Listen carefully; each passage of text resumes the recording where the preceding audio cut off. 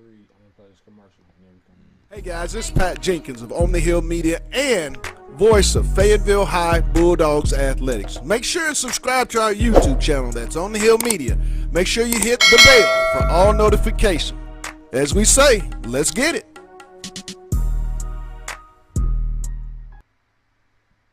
All right, 3, 2, and 1. And welcome in. It's On the Hill Sports Talk here on KDSJ 479. Glad to be back on air. We've just been real busy. We apologize for the, for the in and outness, but we are working. I mean, we just had so much going on. And to be honest, it's a good busy. It's a good busy when you have high school athletics and your program that you cover is, without question, the top high school program right now in the upper classification in the state of Arkansas.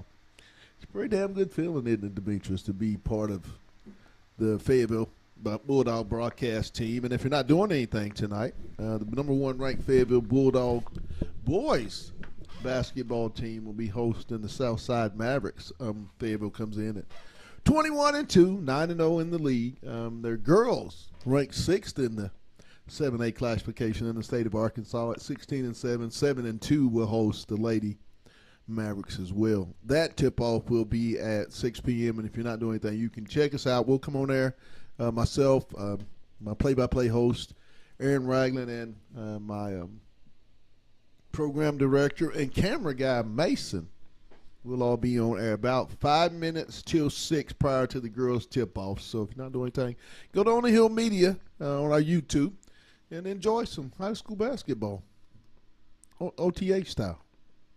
But, hey, we want to give a shout-out to make this possible. Our show, Lindsay and Associates, Fayetteville Glass, First Choice Protection Systems, and Wright's Barbecue. I want to thank those guys for making this show real possible. A lot to talk about since we've been gone, D. A lot to talk about. You go from, and I don't know, and I get it if you're a Razorback fan. Times have been tough as far as the men's athletic program. Times have been real tough with your football team not doing so well and then having such high expectations with an incoming preseason 14th ranked basketball team. And I don't know, Demetrius, you get the same result. I think the common theme is effort and importance and accountability. That's what I think. The big question to me is, can this basketball team even get enough wins to make the NIT?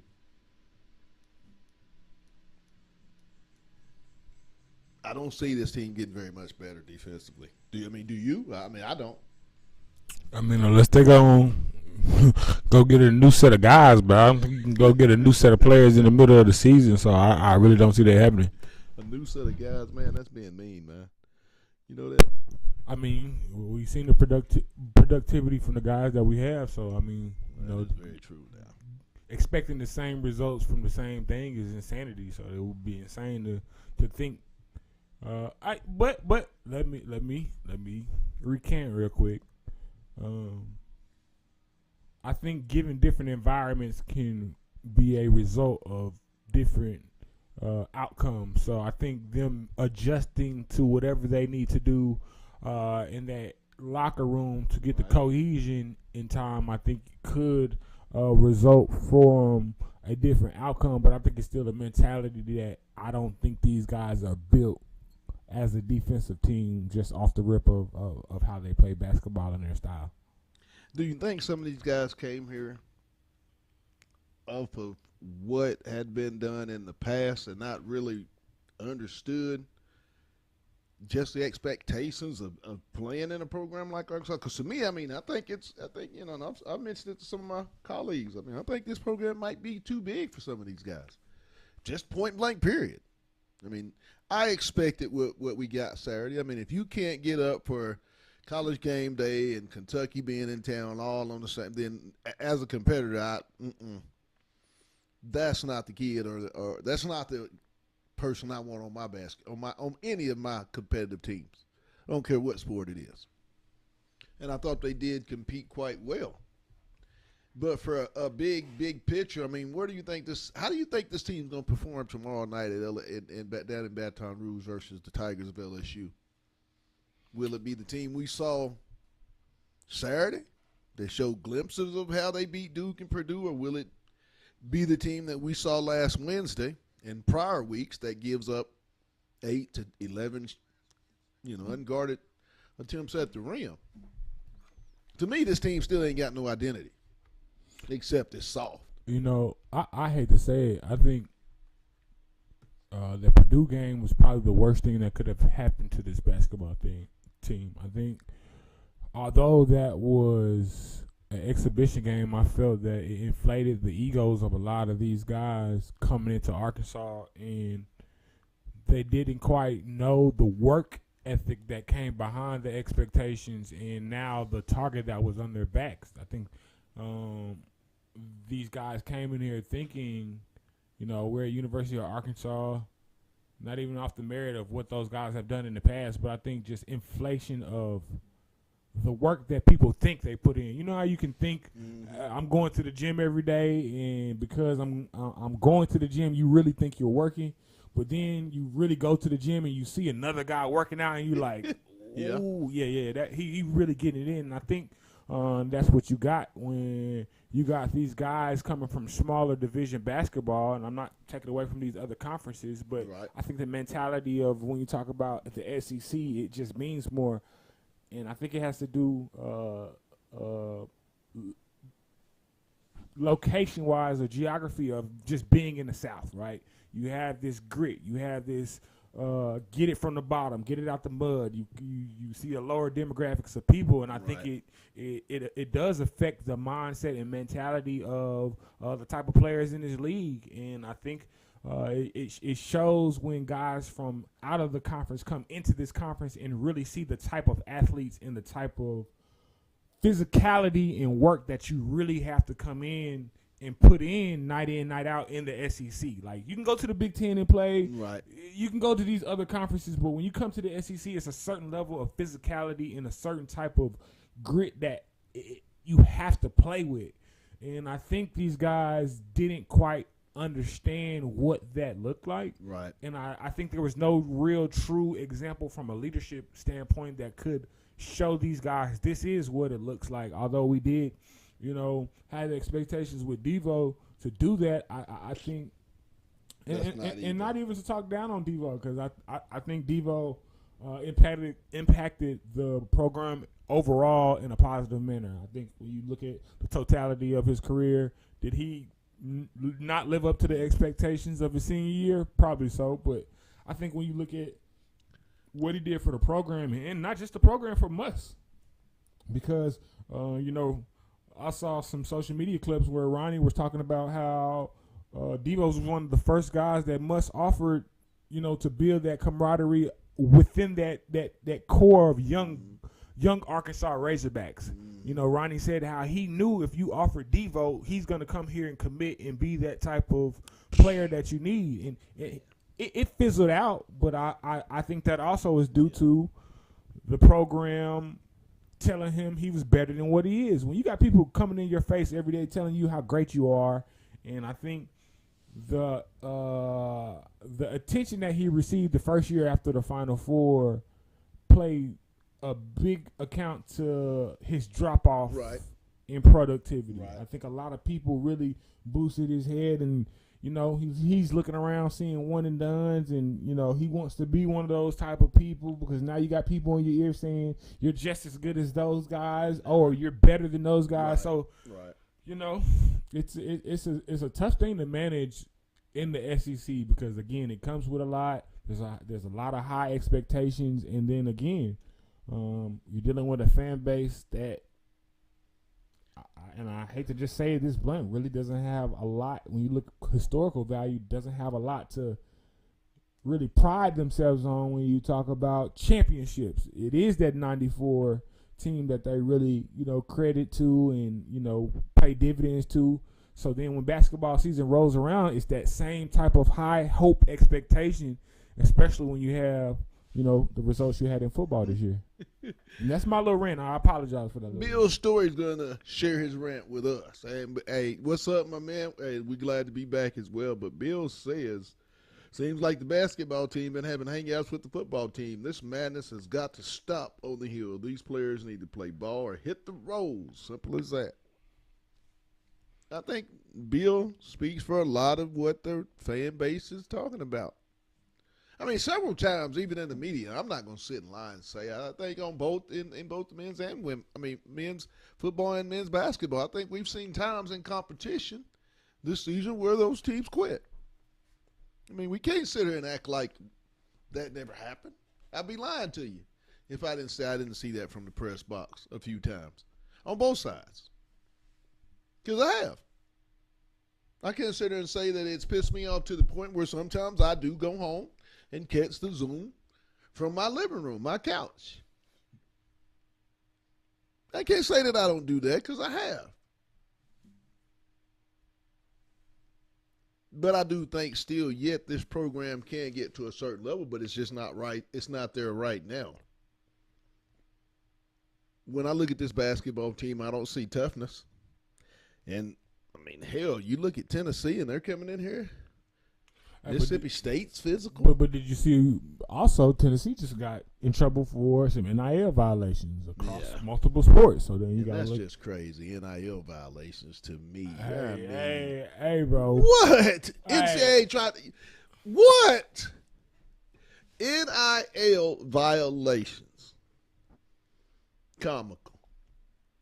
But you got to be tough. Arkansas, you can't continue to go game in, game out, and not have a significant inside presence. DJ Mack did his number against Arkansas.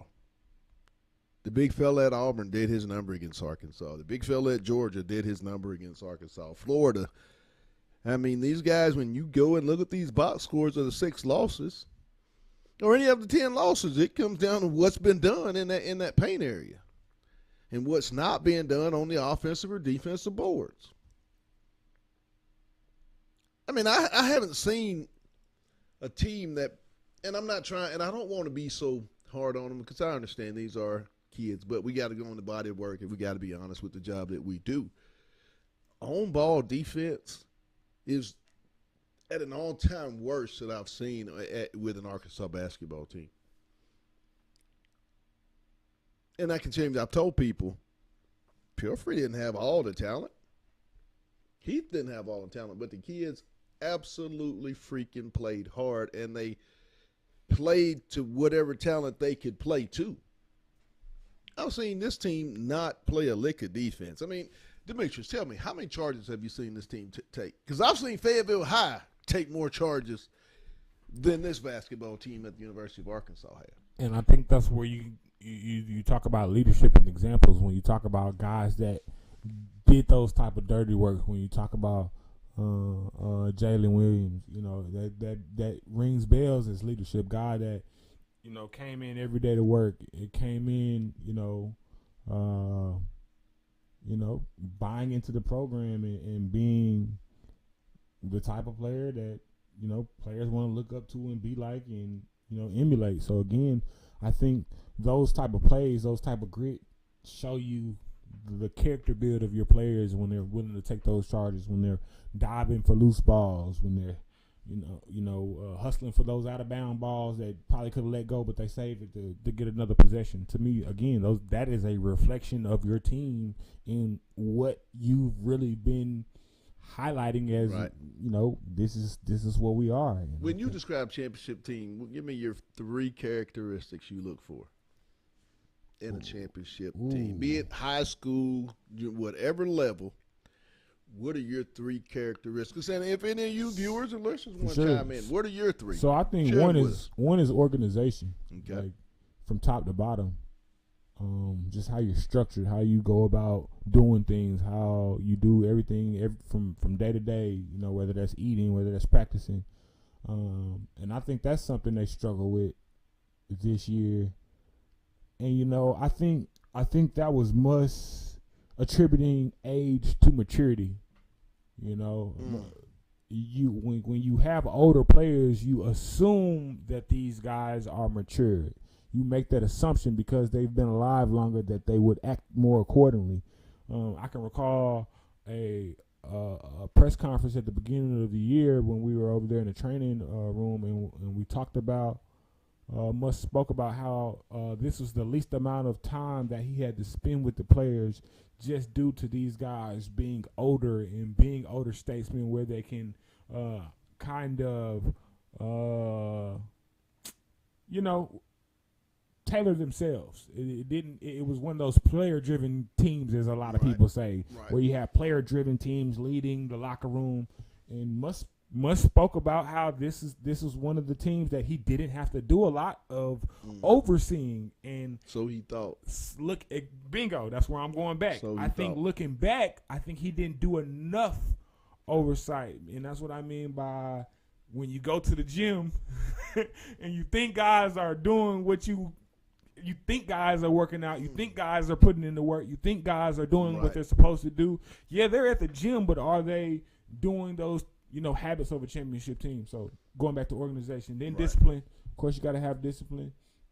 And then lastly, I just say will, like the sure will to want to be a champion. You don't wake up and wish I'm a champion. Right. You have to get up and be ready to put the work in, and I think that's really what displays how willing you are to be the champion. How willing are you to go put in that work? I think my 3 characteristics, like you said, you got to be tough. You have to be accountable. That, to me, is first and foremost the biggest one. You got to be accountable for the responsibilities that you are asked to do from your coach and expected to do with your teammates. You got to be able to play for the guys out there on the floor and even the guys on the bench.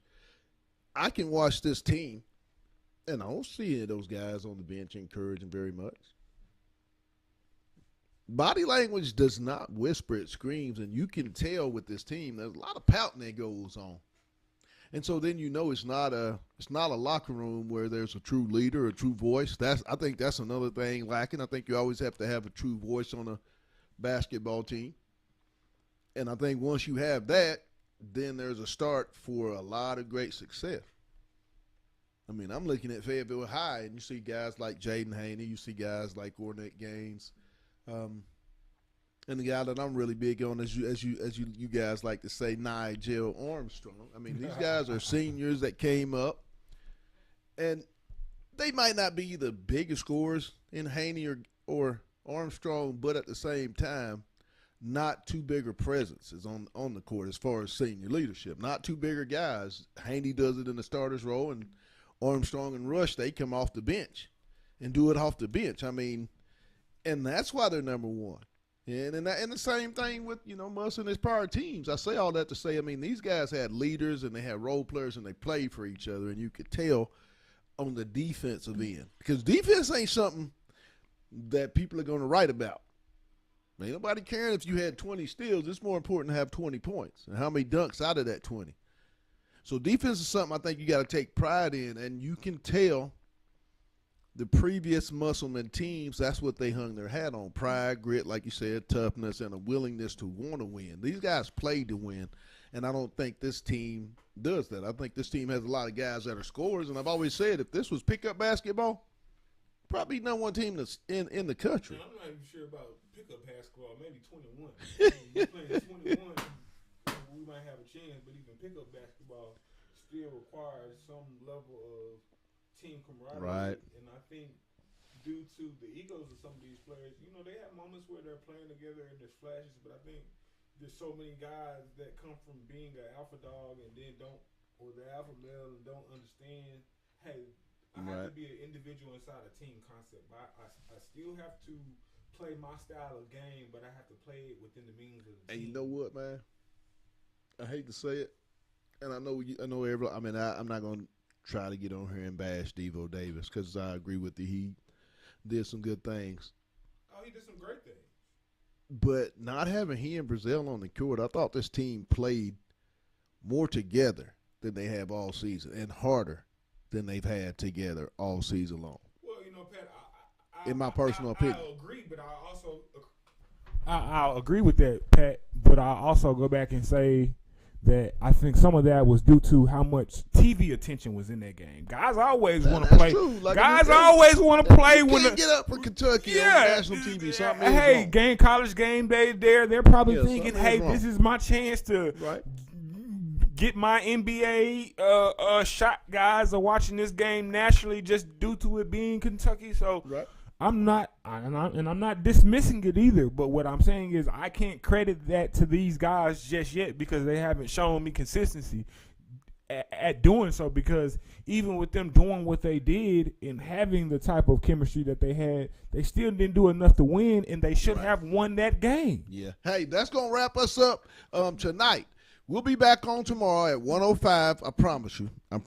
We'll be back on the rest of the week. I know I say it and it never happens, but I promise you, consistency is key for On the Hill, and in particular myself. That's my word for 2024. So we will definitely be here 1 to 2. Tomorrow we're going to talk a lot of Razorback football. Spring ball coming up, and just around the corner, the Diamond Hogs and then them Bogle Bombers are about to get set. 2 top 8 or higher nationally ranked teams with big-time expectations. We'll talk a little bit about all that stuff, and we hope you'll be back because, like I said, we'll be here tomorrow. Now, tonight, if you're not doing anything, the number 1 ranked Fayetteville boys host the Southside Mavericks at 7:30 tip-off. Number 1 in the state, Fayetteville, comes in at 21-2, 9-0 in the conference. And then prior to that, the Fayetteville Lady Purple Dogs at 16-7, 7-2. They will host the Lady Mavericks of Southside as well. We will be on the air. Their tip-off 6 p.m. We will come on at 5:55. If you're not doing anything, catch some great Arkansas high school basketball. I'm telling you, the boys, if you hadn't seen them, you want to check them out, and this girls team as well. Plus, I mean, you'll get a chance to see the future. Before we go, we want to give a shout-out to our sponsors that make all this possible. That being said, Lindsay & Associates with an office in Fayetteville, Rogers in their newest location in Bentonville. That's Lindsay & Associates. We bring great neighbors together. It's also brought to you by Fayetteville Glass. They're located at 1725 College Avenue, and the family owned since 1947. That's Fayetteville Glass, not Auto Company, Inc. Also, 2, First Choice Protection Systems. And get this, if you're a veteran, they honor veteran discounts. So make sure you holler at our good friends for all your security protection needs at First Choice Protection Systems. And finally, Wright's Barbecue. Go catch them because I'm telling you, mac and cheese, potato salad, brisket, they got it all. So we want to thank our guys at Wright's Barbecue. Go see Jordan and those guys for all that love. But that's going to do it for my producer, Demetrius Johnson, and myself. We'll see you tomorrow. It's been On the Hill on KDSJ 479. Y'all be blessed. And you know them last words. Let's get it.